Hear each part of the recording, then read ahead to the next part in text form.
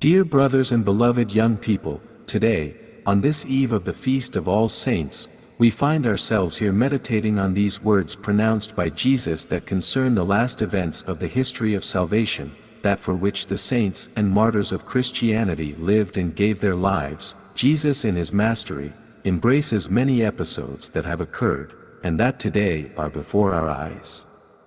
The level of comprehension is twofold, from one side, material, on the other hand spiritual. In fact, Jesus in his speaking makes reference, yes, to wars, with bloodshed, but also to the wars that stone, kill the hearts.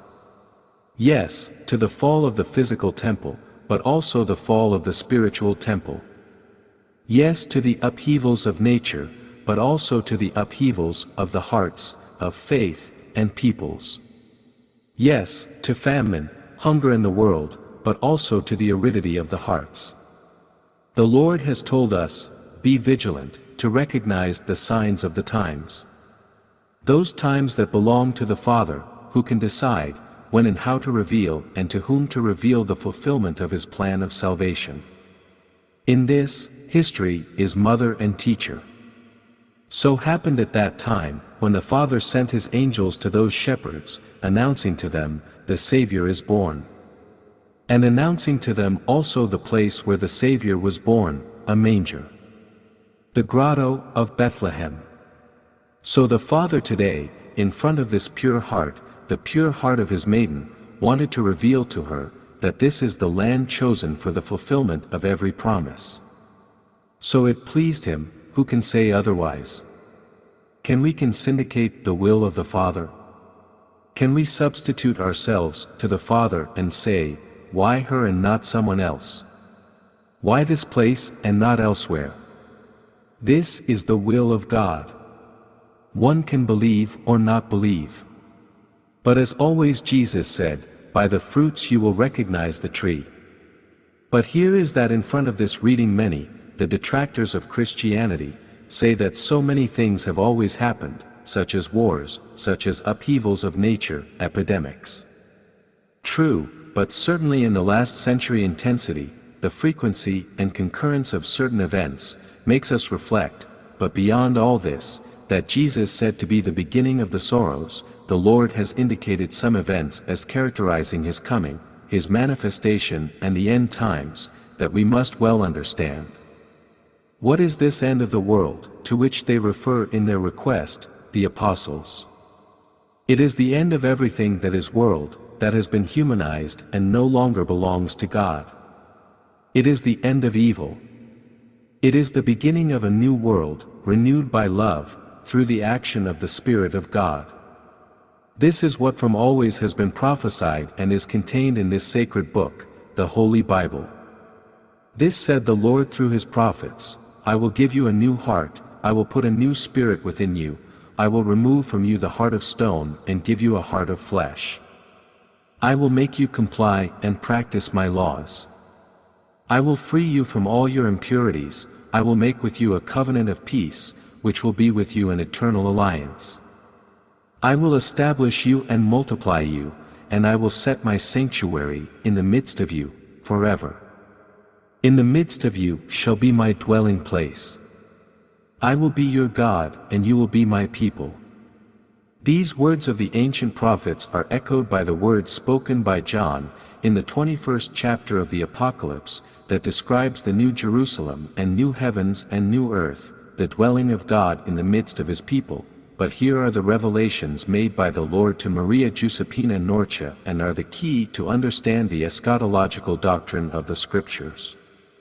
Jesus in the message of the return, said to her, this land, offended and mortified by the neglect of men, will be made new, because the children will dwell in my city, the city that in the center of my cradle will have its throne, will extend over the whole earth. The children who will be part of it, will see only new things. I will reign in the midst of my people, and finally my people will be free from every slavery that men have invented. Here is the promise, that is fulfilled today. Here are those signs, to which the Lord has referred to, which we will now focus on, that identify the moments of the manifestation of the fulfillment of every promise. First sign, Jesus said, the gospel of the kingdom will be proclaimed throughout the world. It happened, the gospel has reached every corner of the earth. The Lord said, announced, not welcomed. Because in front of the announcement there are those who believe and do not believe. And many have welcomed the gospel and have become Christians, but unfortunately so as said by Jesus, because of the spread of iniquity that has struck even the hearts of those who have been called to represent Christ, who instead of taking care of the people, of God's children, takes care of himself, deceiving so many little ones, offending them in the body, in the heart. Hear that because of all this many have strayed from the true faith, have chilled in love. Second sign, the abomination of desolation of which the prophet Daniel speaks, will be in the holy place, Jesus said. The prophet Daniel said of this place, in the place of the daily sacrifice sin was placed and the truth was thrown to the ground. In that place that was supposed to be holy, but today is no longer so, the truth of Christ has been discarded in the name of a false love and a false mercy. A love of which all are the same before God, regardless of their creed. A mercy that forgives everything and everyone, regardless of what one does. Different is what is proclaimed in this church wanted by God, where to everyone is transmitted the only love with the capital A, Christ, love made person, and where the mercy of Jesus is promoted, neither do I condemn you, but you go and sin no more. In that house that should have remained holy, even idols were introduced, desecrating the altar and sacrifice of Christ, which was belittled, mortified, offended, with actions and words. In this church the sacrifice of Christ, the sign of the cross, is brought back to the center. Christ is raised, and so his cross no longer of death, but of resurrection. Hear that in front of all that is taking place in that house, just as Jesus said, there will not remain stone upon stone that will not be crumbled. Hearts are no longer alive, but dead, they fall, so collapses a temple that became human. Behold, a voice is raised, come out of Babylon my people, lest you associate with her sins and receive part of her scourges. And that your fleeing, said Jesus, doesn't happen in winter or on the Sabbath, before it's too late, leave Babylon. Already the cold has descended, on that reality, but before the frost can be more intense and that the day of the Lord comes, Saturday for the Jews was the day of Lord, and the day of the Lord will come, the day of his justice. Before all this, leave Babylon. I say to those who are still captivated by the charm of she who was and who is no more. And to those who have already made their choice, I say, taking up the words of Jesus, don't look back, don't go back to look for your cloak, but live in God's field, don't think that you have lost something. You have lost nothing, here you have found everything, and you will receive even more in grace.